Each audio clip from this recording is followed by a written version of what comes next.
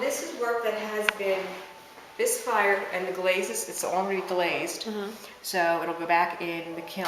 I almost have enough to throw to fire and kiln. How much do you need? Well, when you fire for glaze, nothing can touch.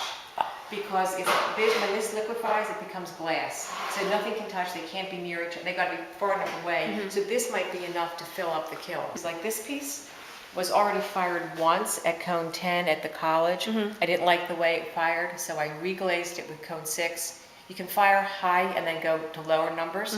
So I reglazed, a lot of these have been reglazed and I'm gonna refire them. So I'm curious to see how they're gonna show. So this is our kiln. Gosh. So this is a 7 cubic foot kiln, and it will fire to cone 10, but we're using it at cone 5-6, which is a nice. It's at the beginning of the high range, but it's like the lower end of the high range. It gives you really nice glazes. There's lots of commercial glazes and tons and tons of mix your own glazes. Online, you know how people find recipes for food? I find glaze recipes, like hundreds of them. Recipes, you get the chemicals. And then you test them out? I test them out. Now, these are test strips from commercial glazes. Okay. My own glazes, I use these little, I test strip with the bowls. So you can see how I do little things. Just little strips. Little strips. And compare how things look one on top of the other. So, they're beautiful. yeah, so like this is a glaze that I mixed. Love this. That's a glaze that I found in a recipe, in a book. So I'm doing that. So that mug is the recipe. Is a color of that recipe, that test glaze. So it's pretty. Thank you. Ray Foster, yes, my favorite mug.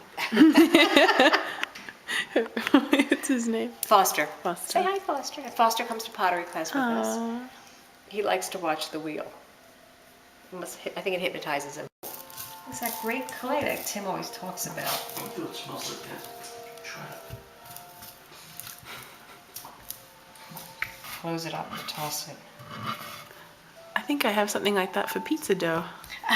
Oh, this? Oh, yeah. Well, this is a kitchen tool. Yeah. Yeah, it's for pizza or chopping vegetables or stuff. Yeah, for dough. Yeah. You know what? It's great. You can find lots and lots of tools in the kitchen that work for pottery and probably vice versa.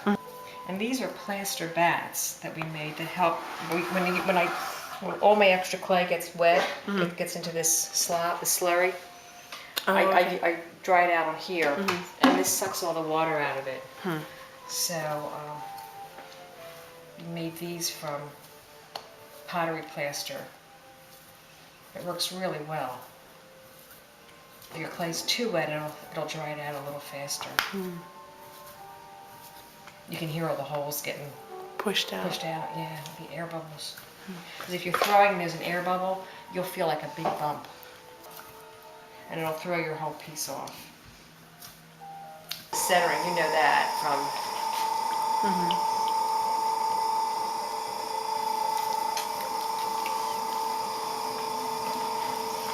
And that took forever to learn how to do.